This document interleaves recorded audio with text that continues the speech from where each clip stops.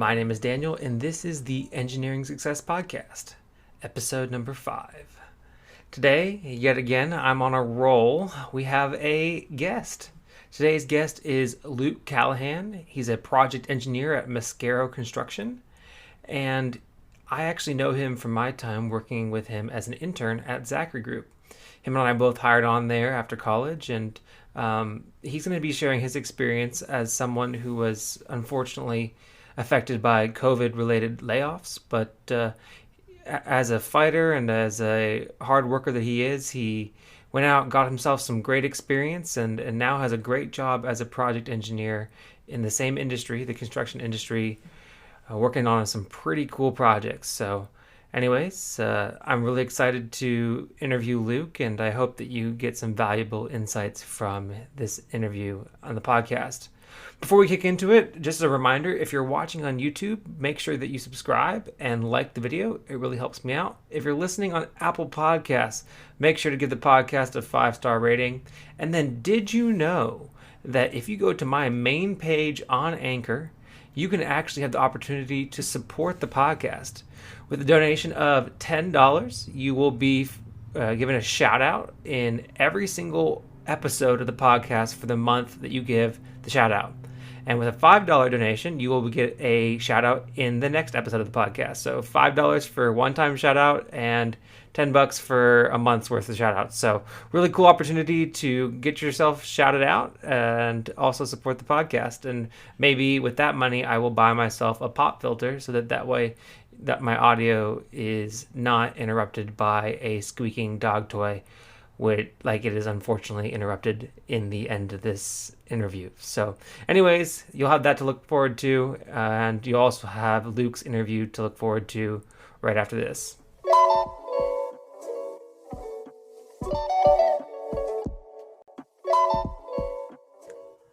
All right, everybody, I am on with Luke Callahan for the fifth episode of the Engineering Success Podcast. And today we're going to learn about how he got to his position as a project engineer at Mascaro Construction. So, hey, Luke, how you doing? I'm doing well. Thank you for having me on, Daniel. I appreciate it. Yeah. So, brief introduction for Luke is Luke, again, project engineer at Mascaro Construction. Him and I go way back from our time together working as interns for Zachary. Probably going to get a little bit more about that later on in the interview, but he currently works at Mascaro Construction. He graduated from Louisiana Tech University with his Bachelor of Science in Mechanical Engineering in 2019. And he's passed his FE exam. So if he theoretically wanted to, he would be able to pursue the PE route. So anything I missed there on your overview, Luke? I don't think so. I think we're all good. We're set. Awesome. Well, thank you for hopping on the podcast. How are you feeling today? I'm feeling pretty good. We had some technical difficulties getting in here, but I think we got them all worked out. So I'm ready to go. Yeah, thank you. Yeah, so currently you're a project engineer at Mascaro Construction. Now, here's how this works. It's how we got here. So what we're going to do is we're going to talk our way back. So before this job, what were you doing? So before this job, I actually was working in not a role as an engineer. So I guess even I would have to go a little bit farther back than that. Um, so whenever I was with Zachary and whenever the pandemic started and I got let go, unfortunately, I was doing a lot of searching for the next place I was going to be, the next job, just trying to find an opportunity where I could. And I kept constantly hearing the same thing, which was, we like everything about you. We like your energy. We like, the ambition that you seem to have, but we don't like the lack of experience. And Yeah. so anybody that I talked to or any interview that I went through was constantly like the same thing. So whenever I, had to move from Charlotte back to Louisiana, that was, I spoke with some of my family members. I said, I need something that is going to be, it doesn't have to be an engineering role, but it needs to be something that I can relate to engineers and I can learn some engineering concepts. So I actually worked as I guess some people would call it like an electrician's apprentice. It was pretty much just like an electrician hand for a plant for a Honeywell plant in Geismar, Louisiana. So that's what I did before I moved back to Charlotte to start my role as a project engineer with Mascaro.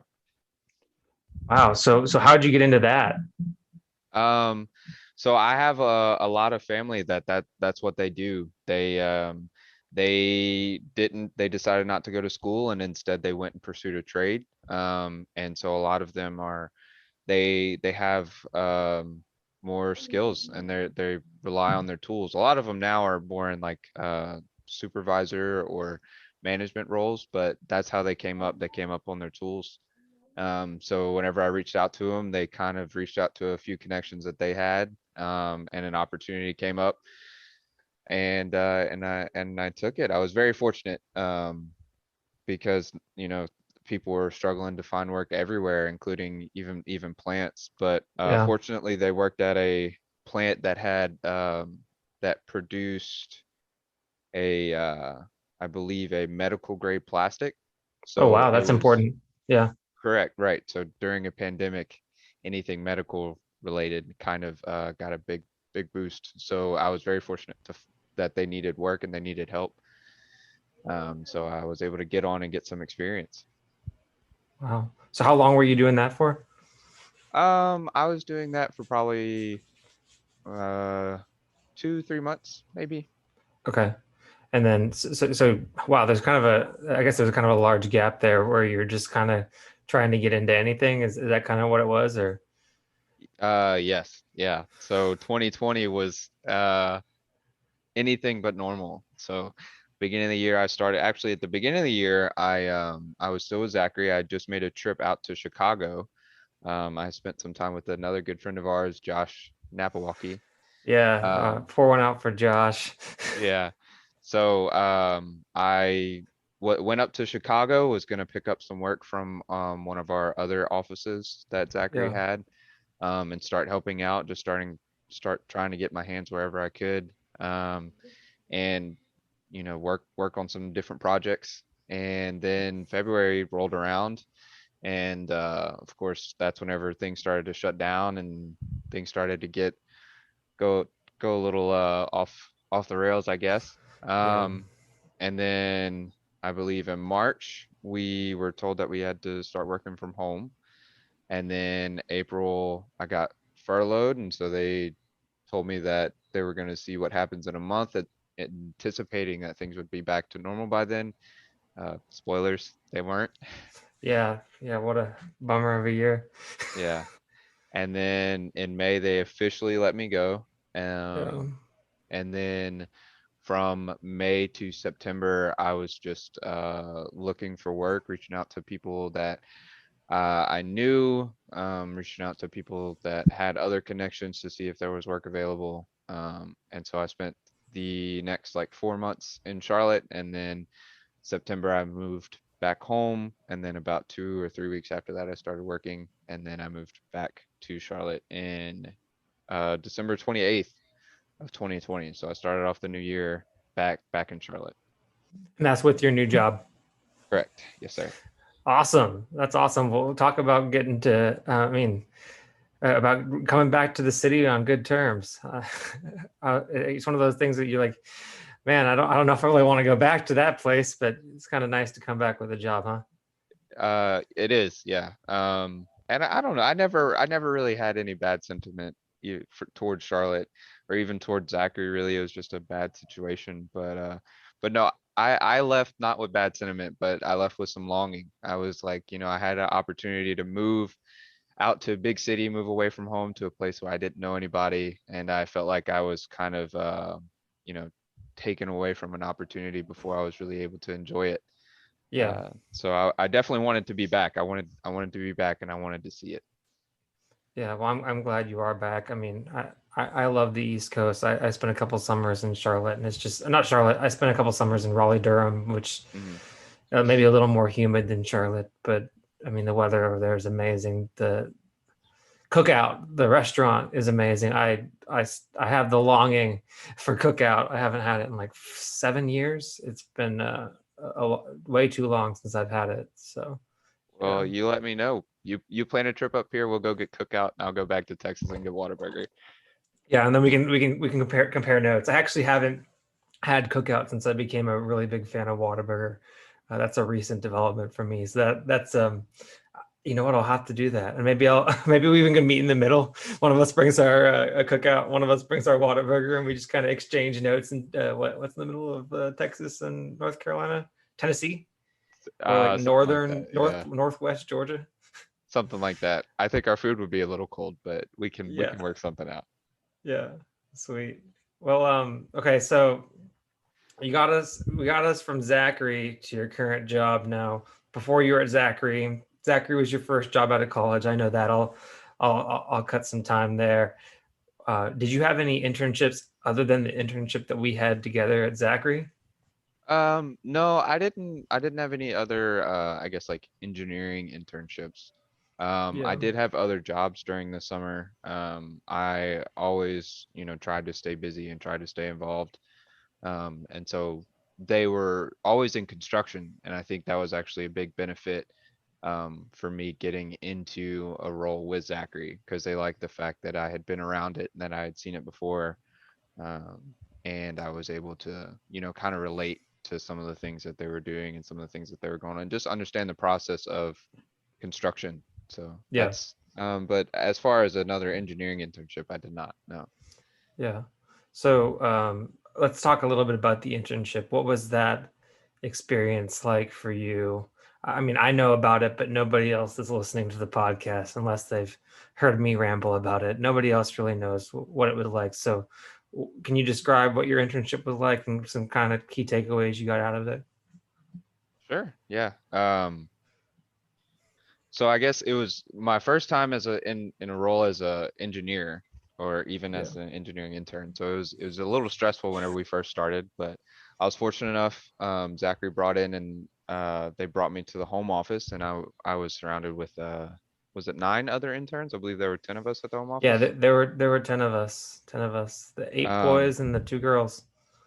yes, and so I was assigned as an execution planning and project controls intern, which I guess for those that don't know, it's more of handling, how the construction is done, as opposed to like, it's more of the coordination effort, to getting everything to line up and go together, and kind of, Zachary being an EPC company, there's a lot of things that can kind of fall off to the side, and there's some disconnect between engineering, procuring, and constructing, and so they kind of brought all those things together. So I worked on projects that were intended to kind of bridge that gap and to help me kind of understand things. A big one that I worked on was AWP, which is advanced work packaging.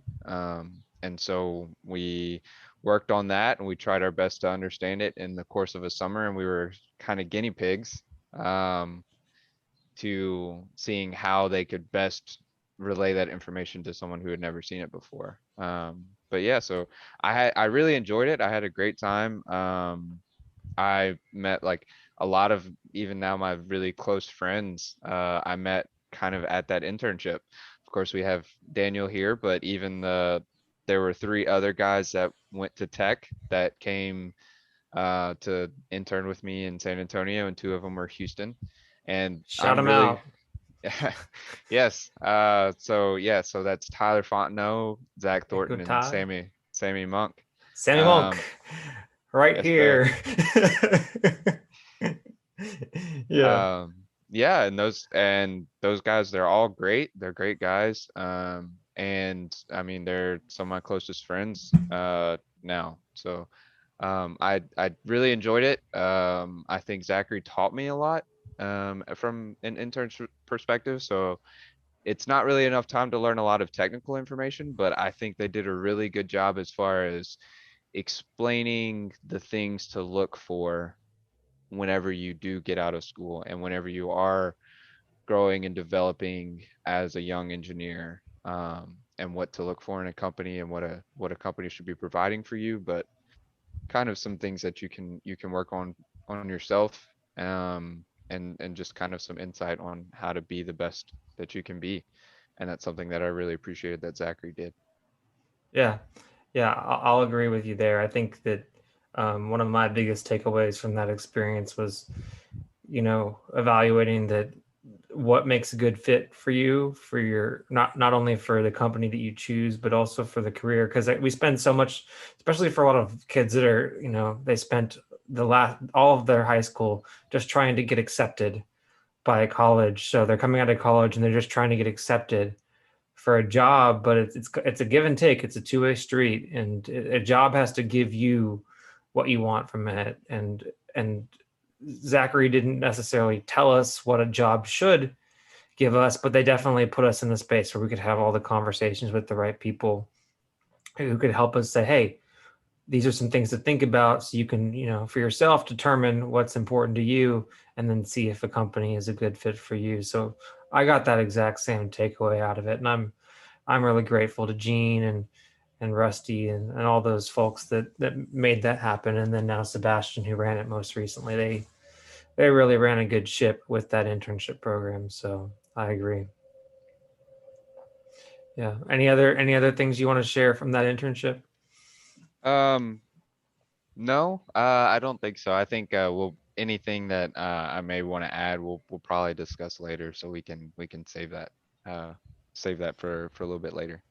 Yeah, yeah. So I guess starting a little bit later right now, how important is it to have, in your opinion, an internship as an engineering student looking to work in the industry? Is it one of those things that is, I mean, I kind of know the secret answer because you interned for a company and then had a job with them, but maybe I'll let you elaborate on that.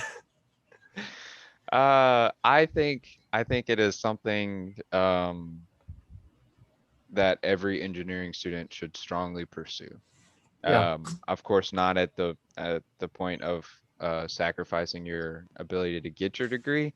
So, you know, can don't lose sleep over it and don't only worry about getting an internship. There are other things, of course, to look for, but uh, you hear the phrase a lot that they don't teach you anything in school that you're going to use like on the job. And so what that kind of translate to as far as like a recruiter, looking for a student is they see your previous experience and they see the kind of things that you've been interested in and they have I guess real insight to, what kind of responsibilities you can handle and what you want to do with your degree.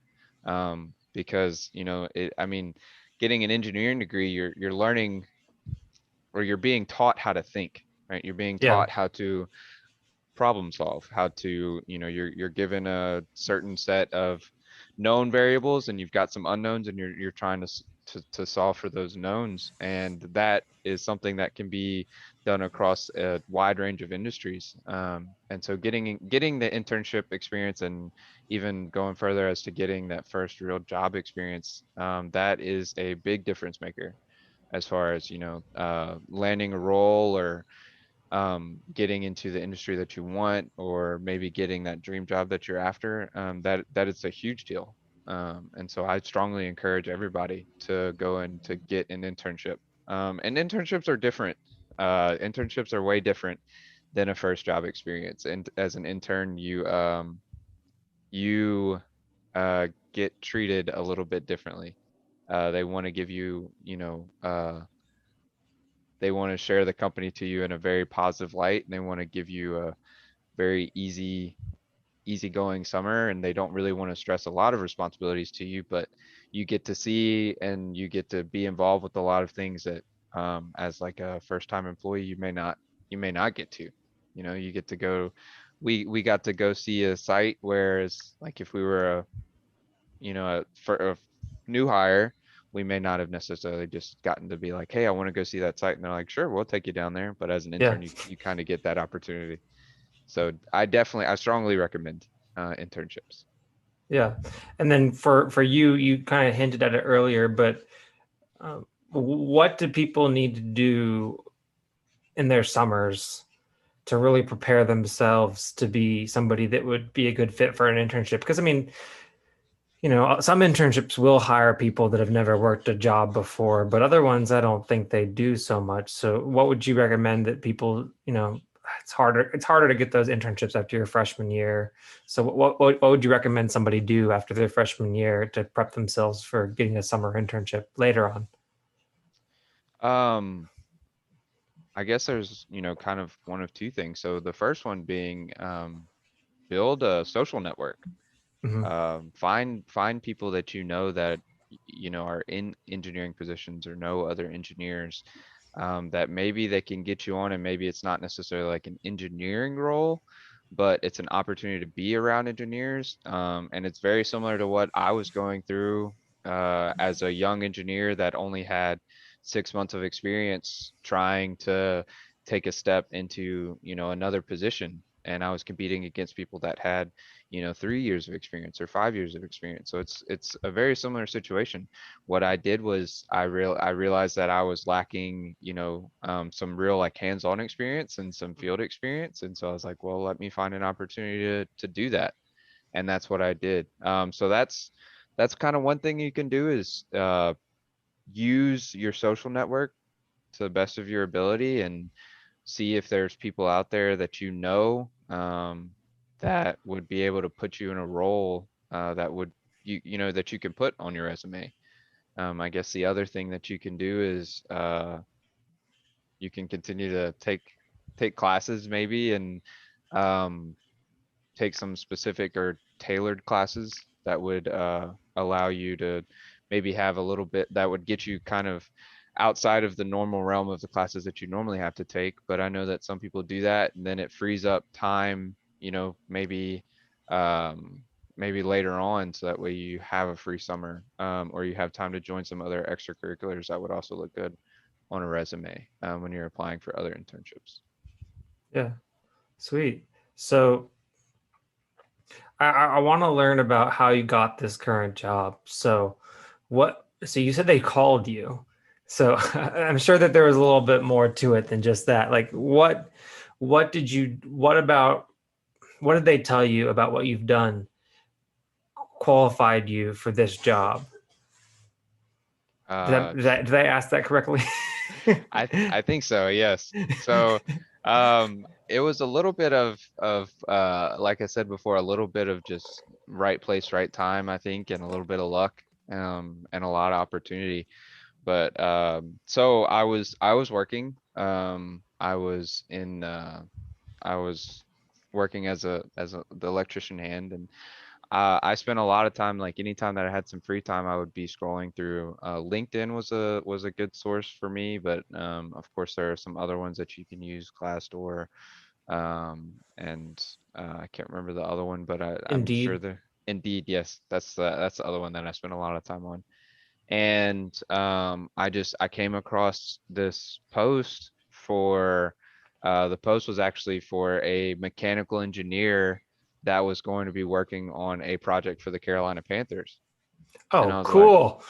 yeah. And so I was like, well, that sounds like really awesome. Like I mean, I love football. I have a huge football background. Football is really big Yeah. in Louisiana. Of course, like I'm not a Panthers fan, I'm a Saints fan, but just the opportunity to be around it or to be doing something in that world or in that industry and in that realm seemed like a really awesome opportunity. And so I was like, well, Yeah. I mean, I have to apply for that one.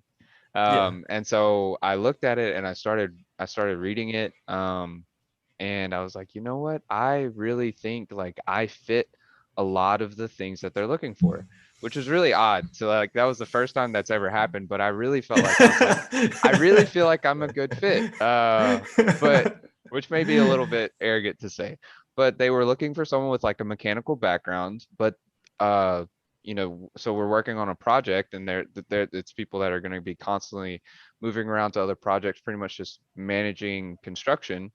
And I was like, Yeah. well, like now I have experience out in the field. So they were looking for someone that had mechanical and electrical experience. I was like, well, I have a mechanical engineering degree and Oh, now I wow. have experience like out in the field as, working as an electrician, and I had some time to work with some instrumentation and all that kind of stuff. And they were looking for somebody young. They were specifically looking for somebody young, and they were looking for somebody that was willing to I guess they were looking for someone local, but or someone that was willing to move to that area. And I was like, I really feel like good about this one. And so I reached out to my uncle and I said, can you please look over my resume? Because like I'm really nervous. I really want this position because I think it's a really awesome project. But I don't know, like this is the one that I've sent out, 50 or 100 times and like I haven't gotten anything back. Like, do you have any advice, anything that I can do?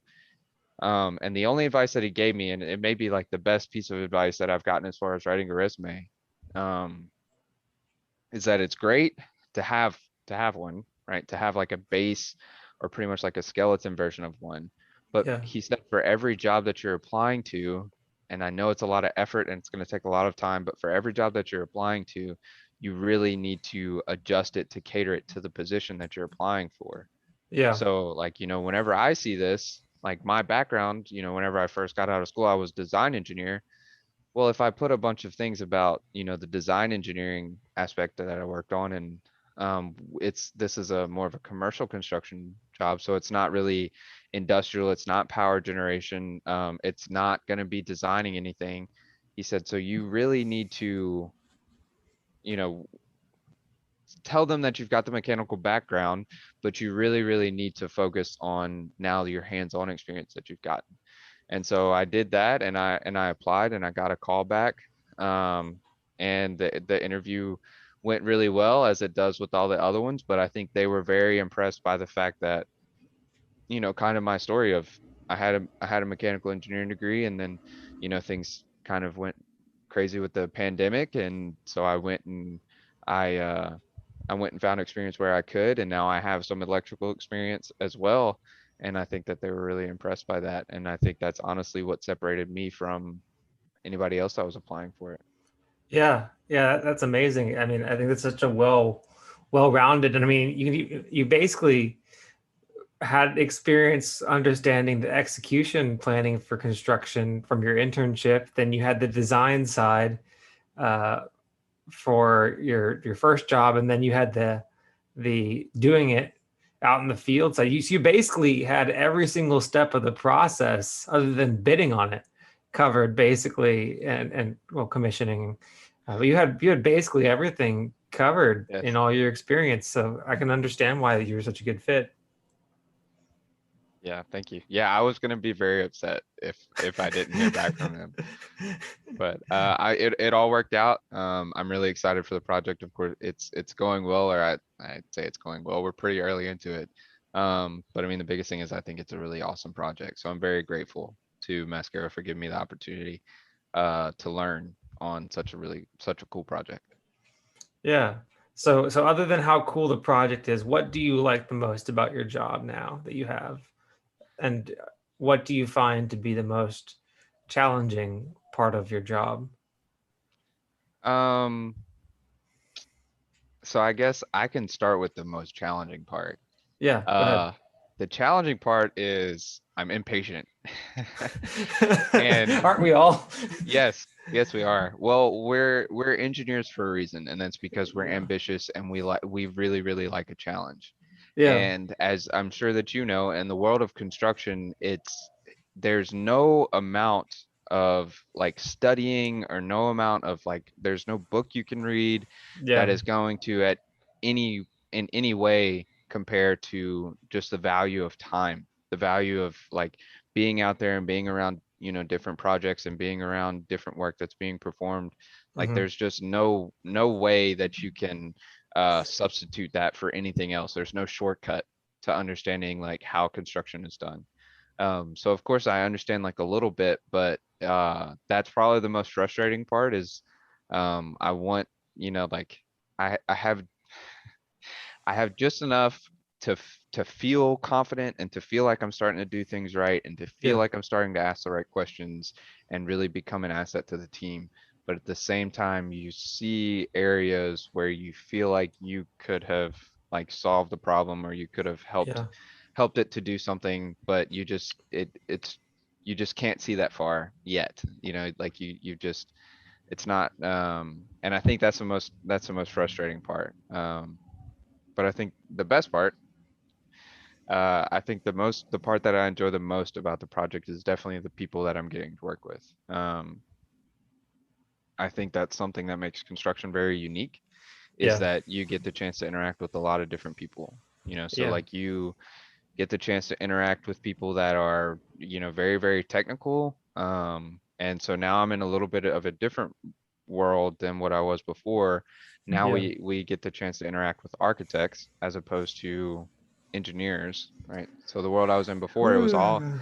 yeah. So the world I was in before, it's engineered. It's not Yeah, it's like correct. It's very, very technical because yeah. it's centered around the process. Whereas now the project that I'm building, it has to look good, right? They want a Yeah. state-of-the-art facility. They're not, Yeah. it's not entirely built for function. And so now I'm getting to work with different people, and it takes a very large group of people and a lot of different and a lot of unique people to Yeah. come together to really make a project um, be as great as it is and as great as this one's going to turn out to be. So I think that's really probably the best part. And that's the part that I think I enjoy the most. And I'm surrounded with a great team. It's a lot of young, other ambitious engineers, and even, some of the superintendents that we have. They're very patient. Hmm. Which is surprising considering the number of hours that they worked and the amount of dumb questions that I asked them. Yeah.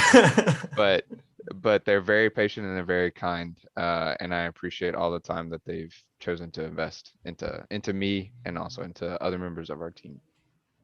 Sweet. That's awesome. So of all these things that you're doing and you're asking all these questions, how many of these things that you're doing on the job, percentage wise, are things that you've learned on the job versus things that you already learned in school? Um, 100% of it's learned on the job, 0% of it's learned in school. Really, really. But Well, but but some of the lessons, come on, there has to be something that you've taken away from school that's helped you out with your job. so This is the hardest ratio that I've heard so far on the podcast. well, so my position is a little unique. So whenever I got brought on, I actually didn't get.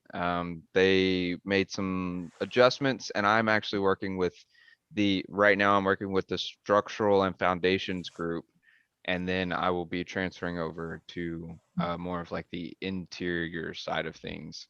So that's pretty much like anything that a person would interact with, right? So Mhm. that's, paint on the wall, that's tile on the floor, that's, the light switches that you're using, that's any of the appliances, like that kind of stuff. So I say 100 and 0, a little bit facetiously, but it's not anything mechanical. So if I had been put with the mechanical team, I would say that it'd probably be maybe like 80% on the job, 20% um, from school.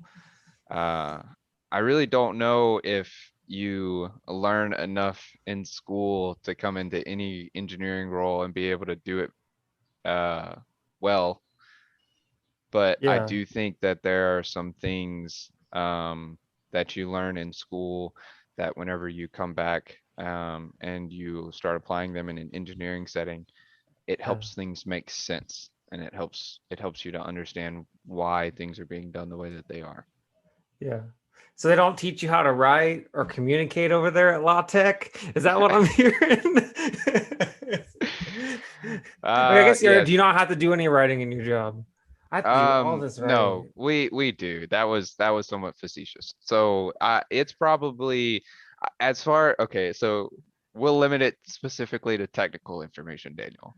I'm not Okay. doing anything that's going to involve a heat exchanger. I'm not doing anything that's going to involve fluid flow. I'm doing very, very little that involves stress. I'm doing nothing that involves stress on a pipe. Um, Yeah.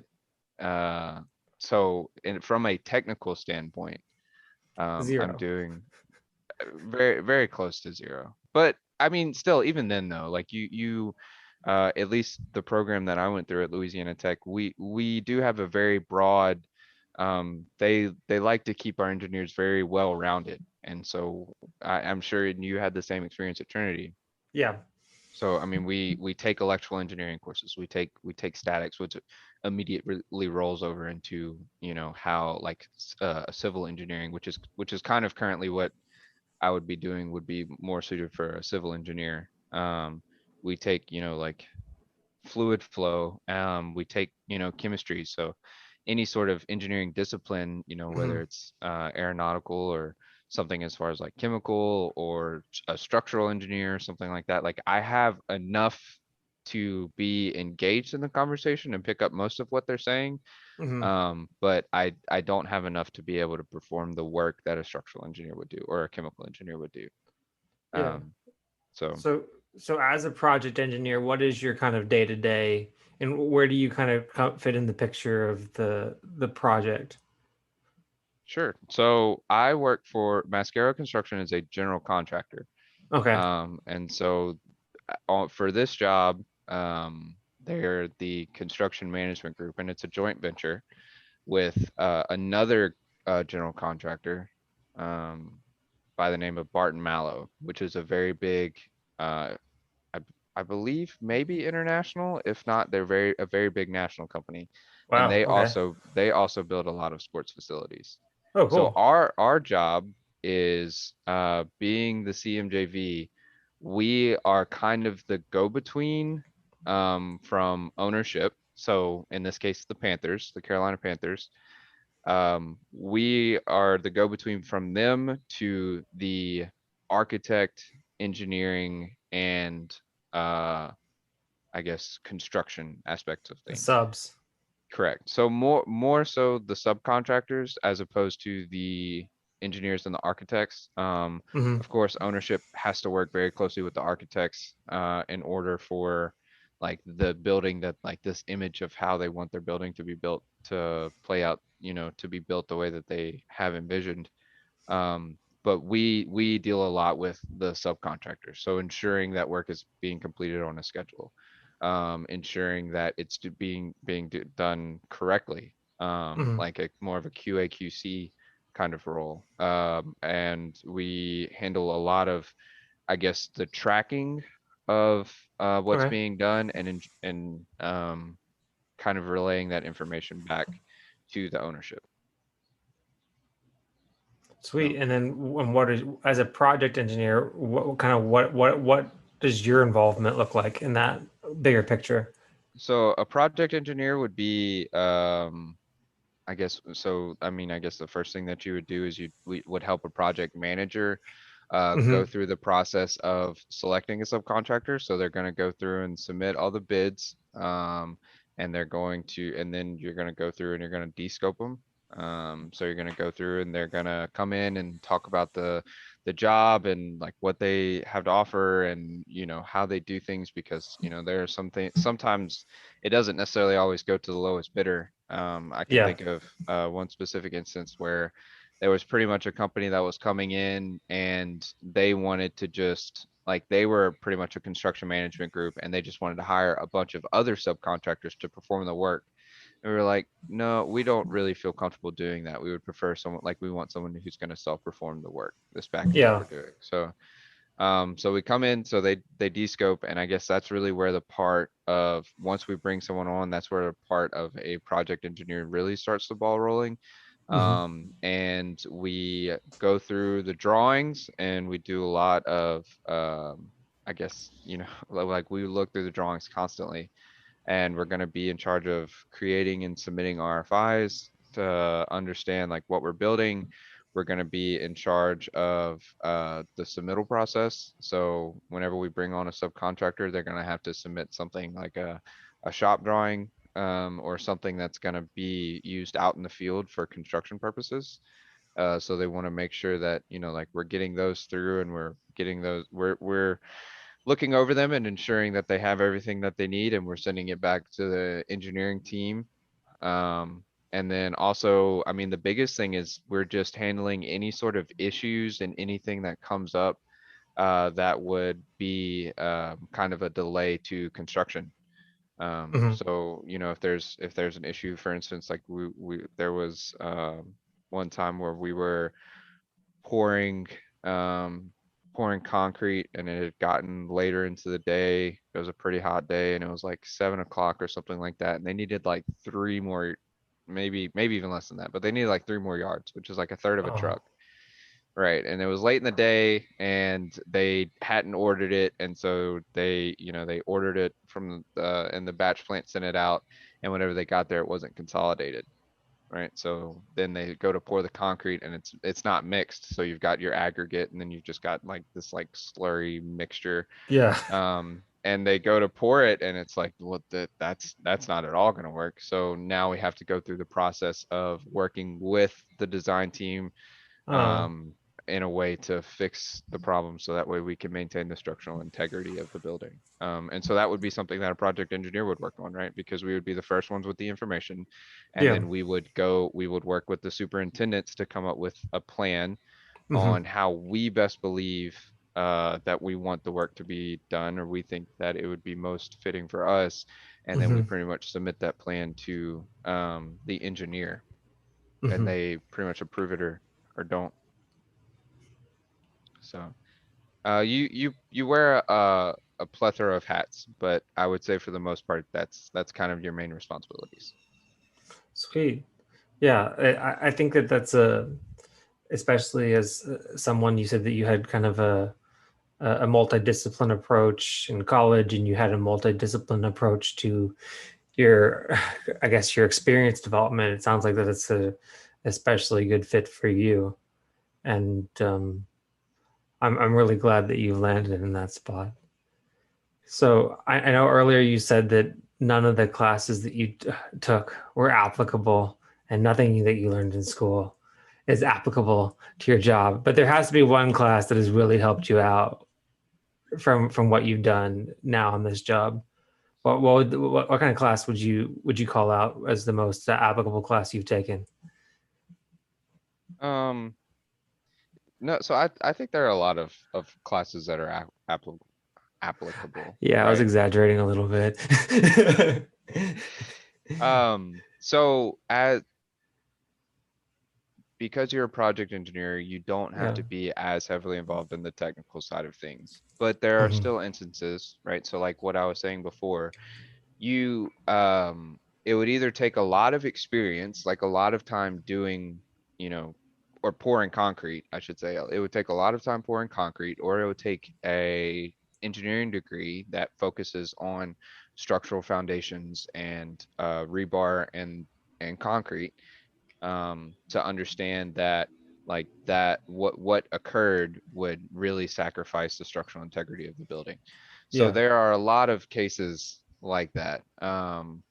I think for me, uh, right now, because I'm more on the structural side of things, it would probably be like a statics class. But Yeah. I think for most mechanical engineers, if you're going into a mechanical engineering role, I think there are a lot of times where you're going to end up in a position where you're doing something with the transfer of heat, Yeah. especially Heat as you transfer. correct. So yes, so heat transfer or fluid transfer, I think would be probably the most applicable as a mechanical engineer. And if I was in a role working with the mechanical side of things, then it 100% would be heat transfer. Yeah. And I think there would be a lot more things that I would kind of understand, um, or a lot more things that, I would be able to be involved with if I was working on more of the mechanical side of things. Yeah, because as a GC, you deal with the install of the HVAC system, so that's Correct. all heat transfer and fluid transfer, fluid dynamics. So yeah, that Absolutely. makes sense. Yes. And how about your design class? So now that I'm not really doing design or not doing technical design, I would say it's not super helpful as far as like directly correlating to it. However, I will say, and this also goes, I guess, back to my experience. So now that I've been in the role of a design engineer, and I've Mhm. heard all of the complaints and all of the things that people say about design engineers, and also all of the things that design engineers say about, like what goes on as far as construction. Yeah, And now that I've played the role of actually executing the work, and now I'm coming back into a role which is kind of a mediator between the two. I think that it is very valuable to have an understanding of how those things are done. Because, like it's very, very easy to get into the mindset if you've been building things for a very, very long time, you see something that just looks weird and you say, well, that engineer just doesn't know what he's doing and he doesn't know that this isn't constructible. It's like, Yeah. well, no, he's trying to build something that's better than what's been done for the past 30 years. He's trying to create a state of the art facility, and he's trying to push limits and push boundaries. And so that's his goal. So it's not intended to be easy. It's intended to do the job that he wants it to do to the best of its ability. Um, and like that's something that I don't think a lot of people appreciate. So I think that coming from an engineering background, if you do end up in a role where you're more on the construction or more on the execution of work side of things, I think that's something that you would have an appreciation for. Yeah. Sweet. Well, speaking of appreciating, I know that you talked about you had your three boys, the four of y'all, LA Tech, Louisiana Tech boys, that you developed a great friendship with. But I'm sure you also have an affinity towards the school. So what about going to Louisiana Tech for engineering really prepared you well for your career? And then why should somebody else consider attending Louisiana Tech, especially for engineering? Hmm. Why should somebody consider going to Louisiana Tech? Um, that's a question. I think that's the first time I've ever kind of heard that one. Because I think whenever I was going to Tech, I couldn't tell you why I was going to Tech. No. Okay, first you said that none of your classes apply. Then you said you can't think of why anybody would go to Louisiana Tech. Oh, come on, man. I want your university to repost this thing like they want people to go there. No. Yeah. Why? There has to be some redeeming characteristics. There are a lot of redeeming characteristics of Louisiana Tech. I mean, I love the school 100%. This would be something, even if I continued to stay somewhere on the East Coast, that if I ever have children one day and they want to pursue an engineering degree, that I 100% would encourage them to go and check out Louisiana Tech. Of course, every school has its downfalls, but something that I really liked about Louisiana Tech is I think like the same thing that I like about construction is that at the heart of the university, it's not a big football program. It's not some sort of like fancy equipment or some sort of really cool engineering building that we have. It's the people that make the school. And I think that you will be hard pressed to find a more encouraging and more supportive group of both students and professors than at Louisiana Tech. And so that would be my pitch. If somebody was considering Louisiana Tech, that's what I would tell them.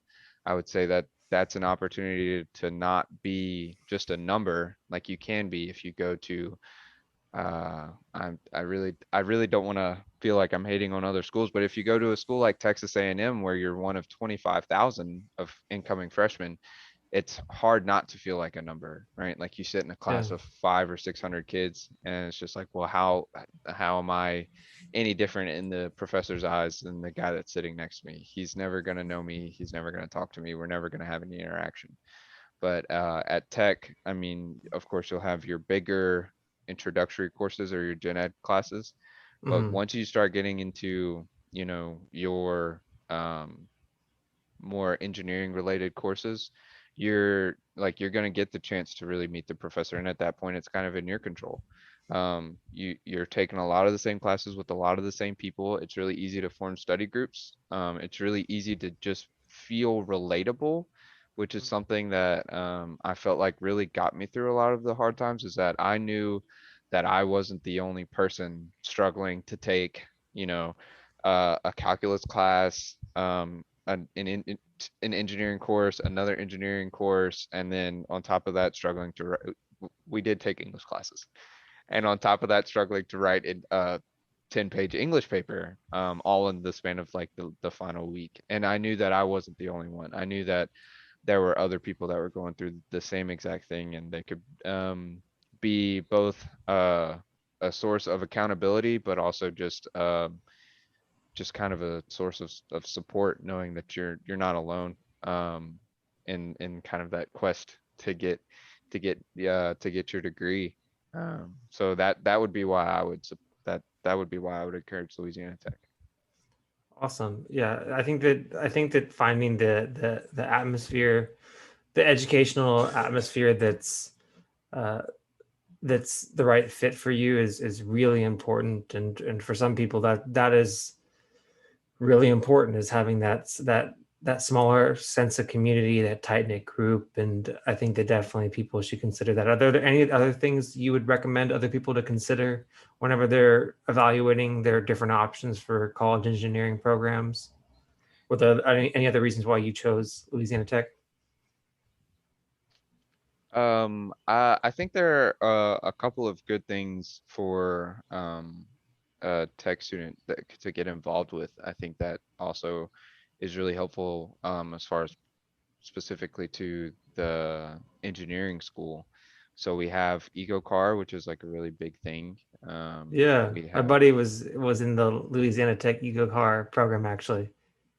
Yeah, and it's really impressive like what they get to do and the what they're working on, and they get to do it right there on campus. And it's something that you can really take the time to apply your engineering principles that you've been learning in class, uh and apply it to building a car that's doing something that's, sponsored by Shell and by I think it's by Shell Yeah, is who's sponsoring it. So you go out to California and you drive it around on a racetrack and you try and be as fuel efficient as possible. So it's really cool. But I think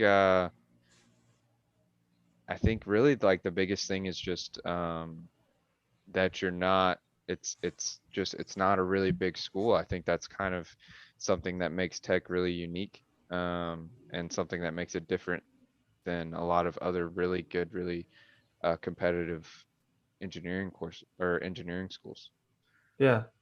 Sweet. So speaking of competitive, what kind of college student were you? Were you super competitive, fighting for the top GPA? Were you a little more laid back, or were you kind of somewhere in the middle there? So I am very competitive. Was I competing for a top GPA? I would not say so. We had some very, very, very smart students in our classes that it did not seem how much time or effort that I put into courses or into studying. They always seemed to be just like one step ahead of me. So I would say, of course, that like um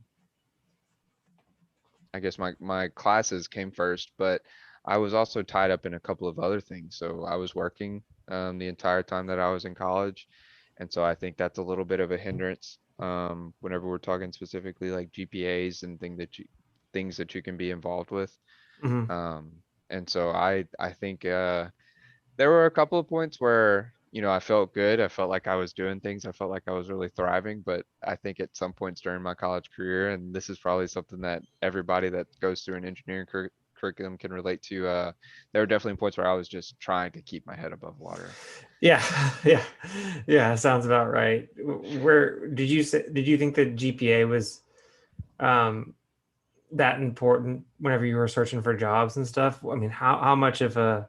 I mean, I know that you said that you didn't that that you weren't a bad student, but I mean, so I know your GPA was good, but how much do companies pay attention to that? So it depends on the company. There are at every school there is going to be in kind of an elite um I guess, company that comes to the career fair. Hmm. For us, it was the bigger oil and gas companies. So I think Exxon was probably like the most competitive. And Yeah. so for at Louisiana Tech, it was a big deal if you got an internship with Exxon or you got hired on with Exxon. Hmm. And I still think that remains the same way. And Exxon was very, very competitive as far as what GPAs that they accepted. I think Yeah. most jobs, it's probably a 3.0. Maybe Hmm. some on the lower end are like a 2.8. With Exxon, it was like a 3.5. And yes, so they were very, very picky in who Yeah. they wanted being a part of their internship program. And so I think those are some things that like people tend to overlook.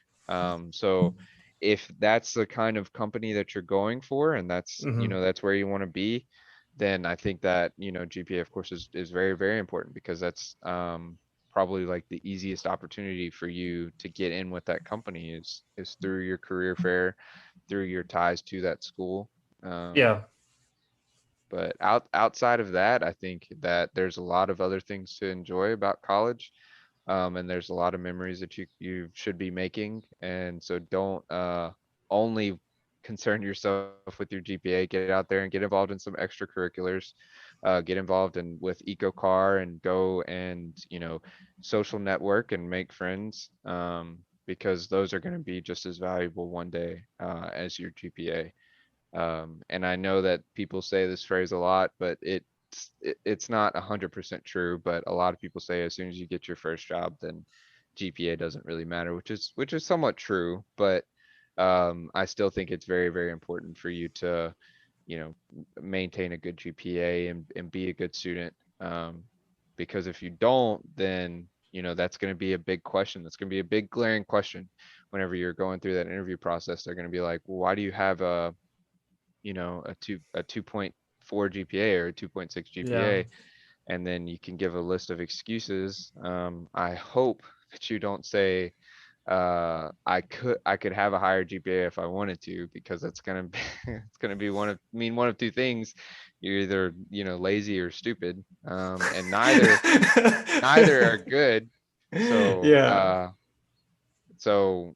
I definitely, I mean, of course, like you're going to school to get a degree, so definitely focus on on your classes, but also at the same time, like try and get involved, try and find other avenues to make friends and to be social and to get involved with other things that are going to be just as contributing to your college experience and just as contributing to give back to university. Um, so that's what I would encourage. Yeah. Sweet. Well, so did those did that attitude towards GPA and those kind of study habits that you had, were they the same in college as they were for you in high school, or did you have some kind of a habit and mentality shift once you got to college? No, I think whenever I was in high school, and I think this is an experience that a lot of people that are pursuing engineering are going to relate to, is I was a smart kid in high school. I didn't have to try, I didn't have to put in a lot of effort, and Yeah. I just, A's came easy. And so whenever I got to college, I had my first like eye-opening experience. I was taking my first engineering course. Yeah. And I guess this is a real like learning lesson on failure. I was taking my first engineering course and it was statics, which is like known at Tech as like being like kind of like one of the weed out courses Oh. as a sophomore engineer. And I Oh. took my first test and I made like a 20 on it or a 25. Oh, Yeah. sorry. I did not mean to laugh at that. Oh No, my absolutely. gosh. No, No, it's I was okay. just I'm shocked. Yeah, Wow. no, it's okay. I've gotten better since then. Obviously, I figured it out Yeah. and I did much better. But yeah, so and that was a point where I wasn't prioritizing classes. I wasn't really doing my homework. I was kind of hit and miss on it. I didn't study at all because I still had that same like high school mentality. Yeah. I didn't study at all. I would wait until like the day before to start studying for classes. I was probably tying myself with some other things. I was, I had kind of gotten into a different sort of friend group that they weren't other engineering students. So like the amount of effort that they put into classes wasn't the same. And I had to have a real attitude shift, because I saw that score and I was like, I don't know if I'm Yeah. going to be an engineer anymore.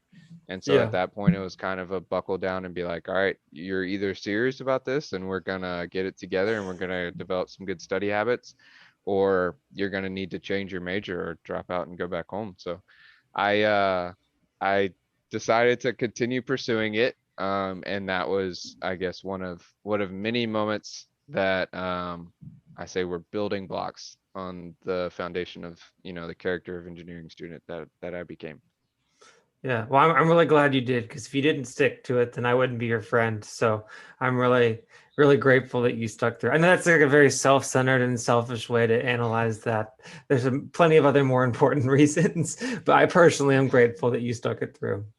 Thank you. I appreciate that. Yeah. And of course, I wouldn't change anything.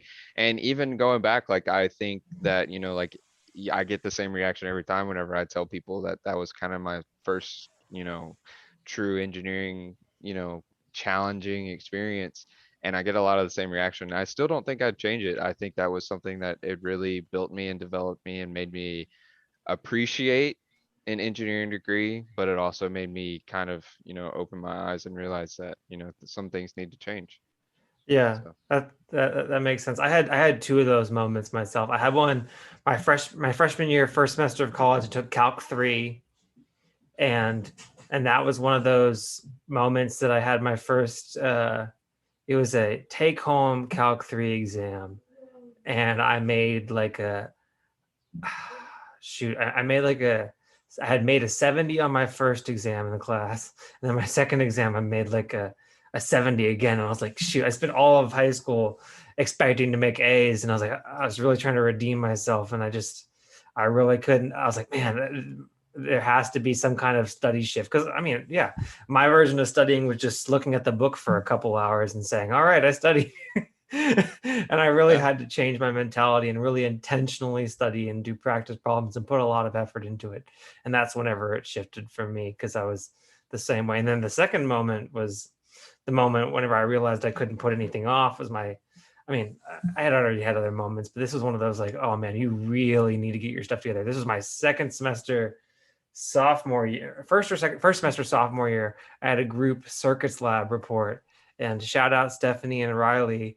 I took all of the most time consuming parts of the lab for myself, and then didn't start working that on them until the last day, and then had a personal thing happen that same day, and just had like a complete meltdown. And I think we made like a 45 on that lab report. And it was completely 100% my fault, because we got like 1 out of 15 in each of the sections that I was responsible for. And both of them had knocked their sections out the park. So yeah, no, definitely one of those things where you really have to have a mentality shift coming out of high school. I mean, then again, there's people like my brother who's a high school student that actually has all of his stuff together, or at least I think he has all of his stuff together. So I think he's going to be even better prepared than me. But yeah, I was I had the same kind of experience. yeah. So yeah. So any advice that you have for students that are in high school that are thinking about going into engineering, getting ready to go into college, to help them get their mentality in the right place? Sure. Don't do what we did. Yeah. Don't don't fail to wait to pick yourself back up. No. Yeah. No, failure is 100% okay. It's not a life defining moment or even an engineering defining moment. Um, my advice, and this would be an advice that I would give anyone that's about to make a very big decision about their life, is to do a lot of research, and to really understand the decision that you're about to make. And also do a lot of, I guess, for lack of a better terms, like kind of soul searching. Do a lot of understanding, what you're expecting. I know it's a lot to ask of a 17 or an 18-year-old, Yeah. but try and be as reflective as possible and try and be as forward thinking as possible. Think about what kind of position that you want to be in the next, 5 or 6 years. What kind of job that you do you want to be? Where do you want to be working? And then from there, like if you have this really big ambition to be a software engineer at Apple, then make decisions that are going to cater toward, or that are going to put you on a path to success to becoming a software engineer at Apple. And so try and be as forward thinking as possible, but at least try and do some research, try and put yourself around, get some good people that are going to be positive influences for you, and that are going to help you make the right decision. Yeah, that's a great point, and I think that you hit the nail on the head there, especially with the people. I mean, man, the amount of knowledge that I have now. I mean, just like just over 2 years into my career, the things that I know about now, completely such a more broad understanding of how engineering and how the industry works than I had when I was even a senior in college, when I had already interned for a company. and then that's a way bigger understanding than I had whenever I was a senior in high school. It's crazy, the the amount that you have to learn, not only about working as an engineer, but just work in general in the corporate structure, and how that all works, but and how engineers work with one another and all the different types of things that engineers do. And you know, I was in a position that I had a lot of mentors, and I didn't really pay enough attention to what they had to say. I had not enough understanding of it. So yeah, putting yourself around the right people and then listening to what they have to say, and taking their advice literally, it's I think it's very valuable. I Yes, agree with you 100%. absolutely. And find good mentors. That's, I think that's something that a lot of people don't do coming out of school. They're very confident in their abilities, and they think that they can just take on the world. But find good mentors, find people that you can put yourself around, and you're gonna learn something new every day. And like Daniel said, like there's such a huge learning curve between the time that you're 18 and you're going into college to the time that, I mean, even I don't think we've stopped this learning curve. I think we're still exponentially growing, and Yeah, I think that's going to continue for us for the next 3, 4, 5 years. I think whenever you get to that 6 or 7 year mark, I think you've seen enough things and experienced enough things to really understand kind of the world that you're in. Not everything, but you have a very broad view of how the world in its entirety works. So take advantage of the people that you're around, and take opportunities, and learn how to make a wise decision based off of your own personal findings. yeah, that's great advice, Luke. So as we're wrapping up this episode of the this part of the podcast, I'm going to give you one last kind of point to give final advice. Were there any key decision points or key learnings or takeaways that you can take away from your career and how it's gone so far? I don't know if you can hear that, but my dog is squeaking a squeaky toy very loudly in the background. But are there any key things that it wouldn't be a podcast episode without? I hope that she drops that toy. All right. Are there any key takeaways that you have from your career,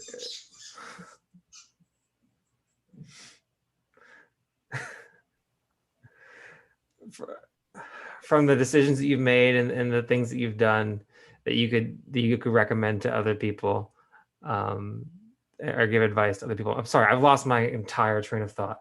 No, you're okay. I think I'll try and pull it all together. That's so Um, close. so yeah, so I guess my last piece of advice is um to remember that I know at times it feels like we're getting lost in everything that we're putting ourselves into, but to remember to reflect on yourself and to continue to grow as a person. And I think I was going in to take, this is the best piece of advice that I got from a professor.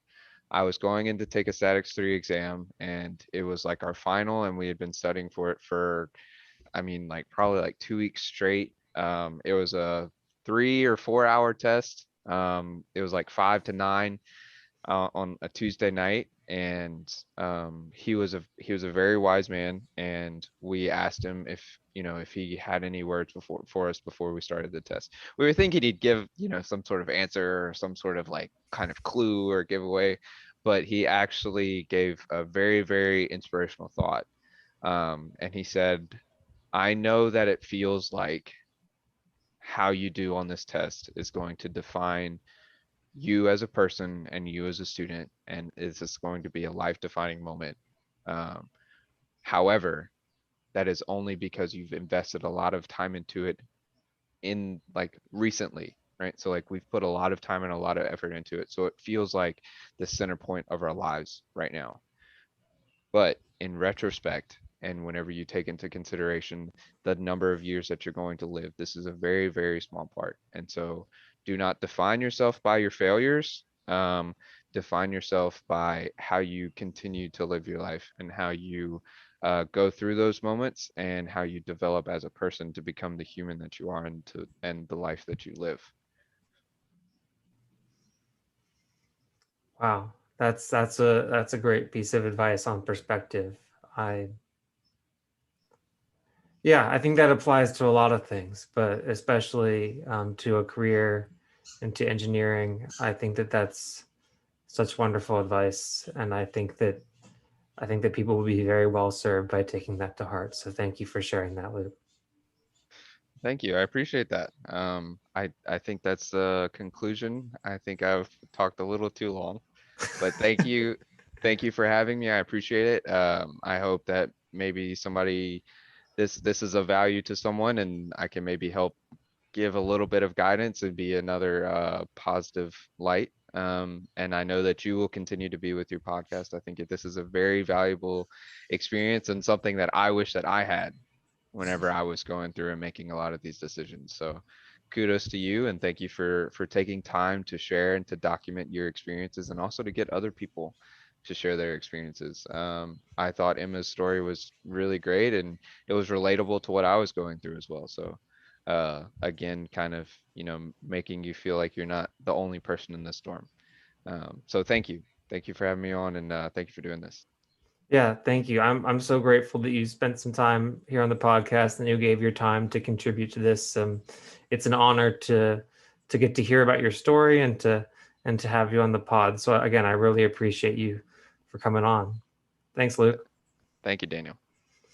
All right. And then after this, we're going to have a short break, and maybe I'm still getting ads at this point. Who knows? After some of the slander that's been heard in this podcast, just kidding. Maybe I won't have any sponsors anymore. But hopefully, we'll have a quick sponsorship break, and then we'll hit up on the back end of that with answering people's career questions. Thank you.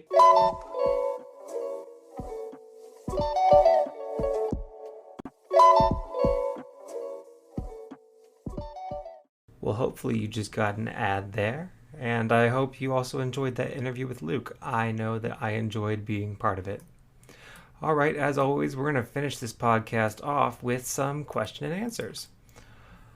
The first question, from Reddit, like all the questions that have come through so far, because nobody's sending in any questions. What's up with that? Anyways, the question is do electrical mechanical engineers spend a lot of time in front of a computer? And the question asker goes on to say, I planned on taking computer science at university, but I get dizzy every time I sit in front of a screen. So I'm thinking about switching to electrical mechanical engineering. Do electrical/mechanical engineers spend a lot of time in front of screens? I Googled and found out that it varies depending on the job. So then, are most fields dependent on computers? If so, how much time a day is usual? I think this is a great question. I think that you're doing a really good thing by going right to the source and asking engineers what their experience is. A Google search is the way that I handled it. And I will tell you that I would have gotten a lot more if I had reached out to people on Reddit or if I had listened to somebody who has experience in the industry and working with engineers and asked them what their experience was. The reality is that it does depend, like you said, but in many instances, mechanical and electrical engineers spend a lot of time in front of a computer. For example, my company is an engineering consulting company, and in the engineering consulting world, you'll find yourself spending most of your time in front of the screen. The only instances that I know of personally where people aren't in front of the screen is if they're doing a physical meeting, which those aren't happening right now during the pandemic, and also during a site visit. But depending on the job, you're not really going to find yourself going on site visits all the time. That's kind of like a couple times a week if you're in a job where you're doing a lot of site visits. But if you are really interested in becoming an engineer but you would like to avoid screen time, there are types of engineering that you can get into that are a little more hands-on and keep you away from the screen. And that is one of them is the world of construction. So my company is in the construction industry as well, and we employ field engineers, and we also employ people with engineering degrees that are project managers, construction managers. They do project controls, which is like helping support the construction groups out in the field. With your degree in engineering, you mechanical or electrical, you'll set yourself up for a lot of opportunities to do a lot of different jobs, different than just a traditional design engineer. And if you take one of those routes, which those are very lucrative careers to go into, especially as a field engineer. Not everybody really wants to be out in the field and maybe at a job site that might be in a remote location. So it's definitely a lucrative opportunity for you to make a living, and definitely you'll be able to avoid screen time at least most of the time in or avoid having all your time be screen time if you're working in a job like that. So highly recommend working in the construction industry. And one way you can get a feel for if that's something that you would be interested in is taking a summer job. Either if you can't get an engineering internship for a construction company, just go work out in the field as a construction helper, and maybe you'll see if that industry and the type of people in that industry are the type of people for you.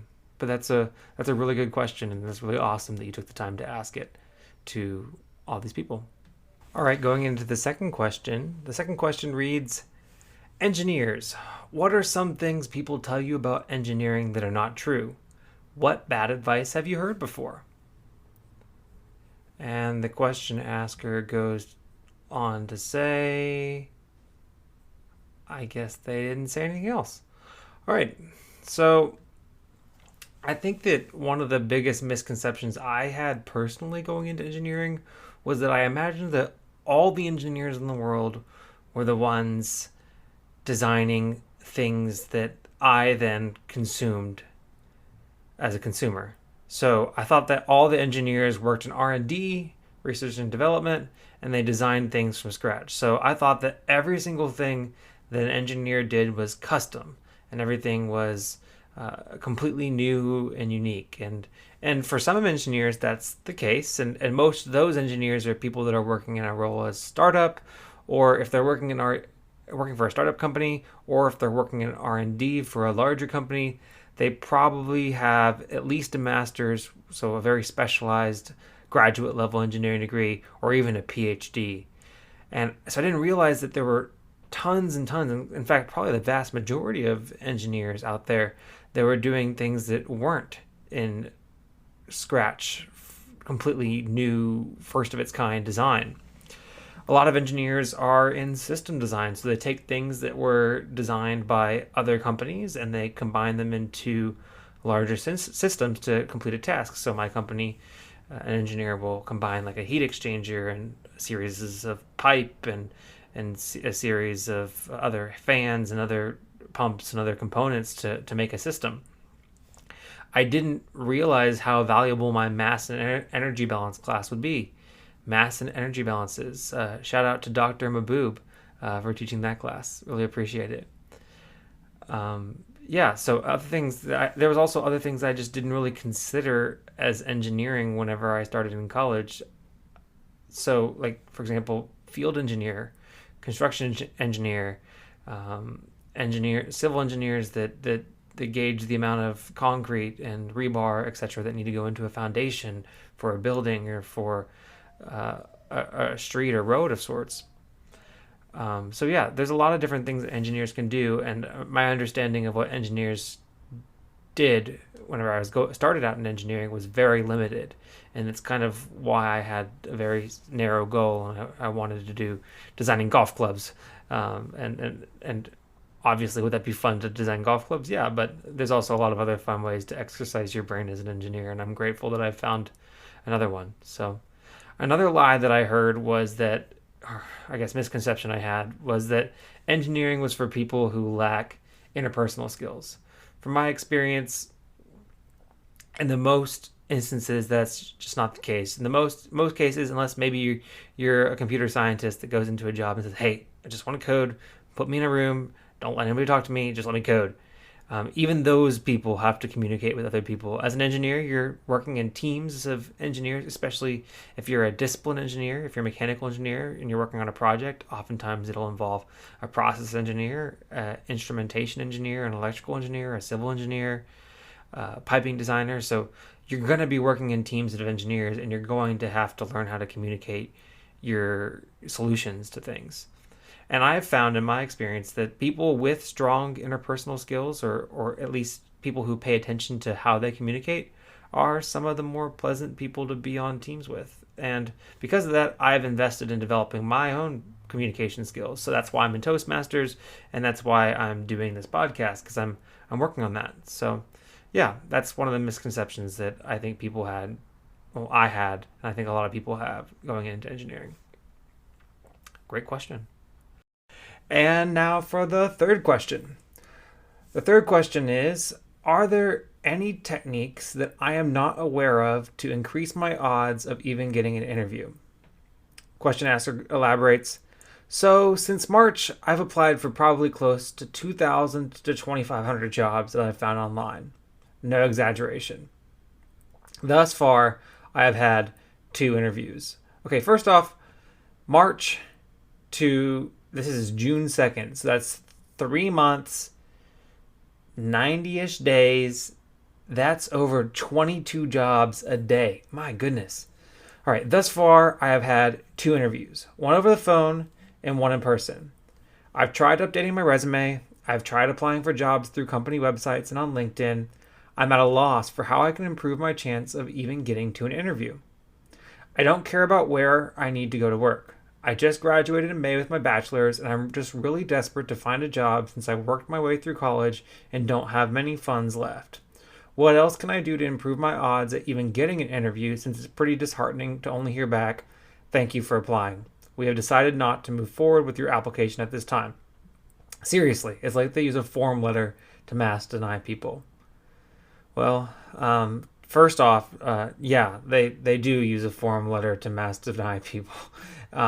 But that's because they get a lot of applications. So whenever I think about your situation and you're trying to increase your odds of even getting an interview, what you need to do is you need to find a way to elevate yourself from the masses of people that they are using form letters to deny. And the way you do that is you get yourself one step ahead in line of everyone else. So what does that mean? The first thing you need to do, and you didn't mention this, so I'll just assume you're not doing, is you need to leverage your professional network to find people that you know who work for companies that you're applying at, and get them to put in an employee referral, or even speak with the interviewer, the HR person, or the hiring manager, and let them know that you are applying and that you'd be a good fit.